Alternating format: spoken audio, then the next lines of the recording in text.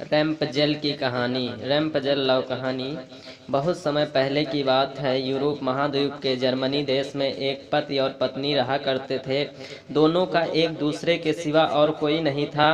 विवाह के कई वर्षों उपरांत भी उनकी कोई संतान नहीं हुई। समय इसी प्रकार से गुजर रहा था कि अचानक एक दिन स्त्री को अपनी कोख में संतान की अनुभूति हुई और गर्भावस्था के दौरान उसको कुछ इस प्रकार महसूस हुआ कि उसको रैम्पजेल नामक शाक खानी चाहिए। आसपास वह शाक कहीं भी उपलब्ध नहीं था। पति पत्नी एक जादूगरनी के बगीचे के समीप ही रहते थे। पत्नी के मन की बात जब पति ने सुनी तो पति ने उससे वादा किया कि वह उसके लिए रैम्पजेल नामक की वह शाक साथ लेकर आएगा। बगीचे में चोरी से घुसकर उसने वह शाक अपनी पत्नी के लिए तोड़ी और यह क्रम कई दिनों तक चलता रहा। एक दिन बगीचे की मालकिन जादूगरनी ने, जिसका नाम डेम गोथेल था, उसे यह चोरी करते हुए देख लिया और जादूगरनी ने पति को बंधक बना लिया। पति जादूगरनी के सामने बहुत गिड़गिड़ाया और अंततः जादूगरनी एक शर्त पर वह शाक उसकी पत्नी के लिए देने के लिए राजी हो गई। शर्त यह थी कि संतान के जन्म होने के बाद उसे जादूगरनी को सौंप देगा। मायूस मन से पति ने उसकी वह बात मान ली और बच्चे के जन्म होते ही उसने जादूगरनी के हाथों अपनी इस पुत्री को सौंप दिया। जादूगरनी ने अत्यंत मनोयोग से उसकी पुत्री का पालन पोषण किया और उसका नाम उसी शाक के नाम पर रैम्पजेल रखा। रैम्पजेल एक अत्यंत रूपवती कन्या के रूप में धीरे धीरे विकसित होने लगी।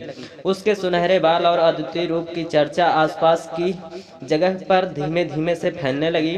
कन्या के 12 वर्ष के होते ही जादूगरनी डेम गोथेल ने उसको एक ऐसी मीनार में कैद कर दिया जिसमें ना तो कोई दरवाजा था और न चढ़ने के लिए ही कोई सीढ़ी। इसमें एक ऊंचे स्थान पर एक कमरा था जिसमें कि केवल एक खिड़की थी। जादूगरनी अपनी दुई शक्तियों के माध्यम से छोटी बच्ची तक पहुंचती और हर दिन उससे मिलने के लिए दिन के समय जरूर आती। इसी प्रकार के दिन बीतने लगे। वह बच्ची बड़ी होकर एक अत्यंत रूपवती स्त्री के रूप में विकसित हुई। उसके लंबे घने सुनहरे बाल इतने लंबे हो गए कि बाद में जादूगरनी उनके सहारे मीनार पर चढ़कर कमरे में आने लगी जाने लगी। ऐसा करते वक्त रैम्पजेल को पुकारते हुए कहती, रैम्पजेल अपने बाल गिराओ ताकि मैं तुम्हारे सुनहरे बालों पर चढ़कर ऊपर आ सकूं।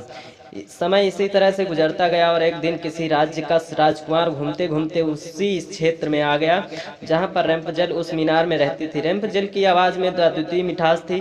जब वह गाती थी तो जैसे समय ठहर जाता था। एक दिन राजकुमार को टहलते टहलते एक मधुर आवाज़ सुनाई पड़ी। वह आवाज़ कहाँ से आ रही यह जानने के लिए जब राजकुमार मीनार के आसपास गया तो उसे दिखाई पड़ा कि एक ऊंची मीनार के ऊपर कमरे में से एक सुंदर रूपवती स्त्री रहती है। उसकी इस मीठी आवाज़ को सुनकर राजकुमार उसकी तरफ अत्यंत आकर्षित हुआ और वह अपनी उत्सुकता पर काबू नहीं रख सका। उसने मन में ठान ली कि वह इस बंद मीनार में रहने वाली स्त्री जिसकी आवाज़ इतनी मधुर है के विषय में जान के ही रहेगा। एक दिन जब दिन के समय जादूगरनी रैम्पजेल से मिलने के लिए आई तो उसने जादूगरनी को वह शब्द कहते और बालों के जरिए ऊपर चढ़ते हुए देख लिया। राजकुमार ने इसी प्रकार जब रात के समय रैम्पजेल को पुकारा तो उसने उसे आने के लिए मीनार के सहारे अपने बालों को लटका दिया। राजकुमार ऊपर जाकर रैम्पजेल से मिला। रैम्पजेल और राजकुमार एक दूसरे से प्रेम करने लगे थे। दोनों ने मिलते ही एक दूसरे को पसंद कर लिया था और वह एक दूसरे के लिए अतरंग सहचर बन गए। अतः राजकुमार ने रैम्पजेल के सामने विवाह का प्रस्ताव रखा। रैम्पजेल इस पर सहमत हुई और दोनों का मिलना जुलना धीरे धीरे बढ़ने लगा। जादूगरनी डेम गोथेल रोज दिन के समय रैम्पजेल को मिलने के लिए आया करती थी। राजकुमार और रैम्पजेल ने मिलकर एक योजना बनाई कि राजकुमार द्वारा दिए गए रेशम से रैम्पजेल एक सीढ़ी बनाएगी जिससे कि वह दोनों उस जगह से भाग सकें।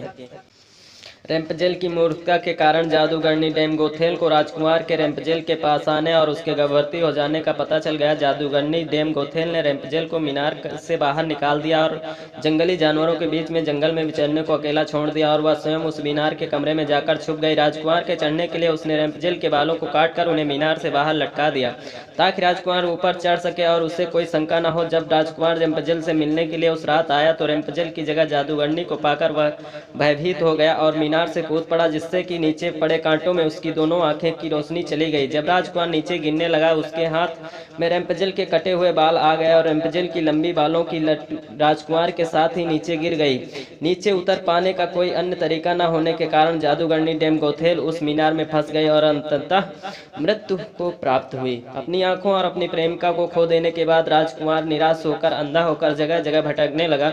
कई महीनों तक इस प्रकार भटकने के पश्चात वह उस क्षेत्र में जा पहुंचा जहां पर रेम्पजल बच चुकी थी। इधर उधर रेम्पजल ने जुड़वा बच्चों को जन्म दिया, जिसमें एक बेटी और एक बेटा हुआ। इसी तरह कुछ समय तक वे एक दूसरे के विछोह में रहने के बाद अंततः दोनों उसी राज्य में एक साथ पर मिले और उनके मिलन से चमत्कार स्वरूप राजकुमार की दृष्टि वापस आ गई और रेम्पजल के लंबे सुनहरे बाल उसको वापस मिल गए और दोनों हंसी खुशी अपना जीवन साथ में बिताने लगे। शिक्षा इस कहानी से मिलती है। इस कहानी से हमें यह शिक्षा मिलती है कि बुरे अंत का बुरा ही नतीजा होता है और विश्वास के सहारे एक दिन दुनिया में सब कुछ पाया जा सकता है। कि जिस तरह जादूगरनी गलत नियत से रेम्पजल को इतने साल कैद में रखती है, एक दिन उससे इसका दंड मिला और वह मारी गई। रेम्पजल से बचपन में उम्मीद लगाई हुई थी कि उसे एक दिन कोई बचाने आएगा, उसकी खुशहाली भरी जिंदगी होगी। एक दिन उसके लिए इस विश्वास को भगवान ने पूरा कर दिया। धन्यवाद। कहानी अच्छी लगी हो तो वीडियो को लाइक और चैनल को सब्सक्राइब जरूर करें।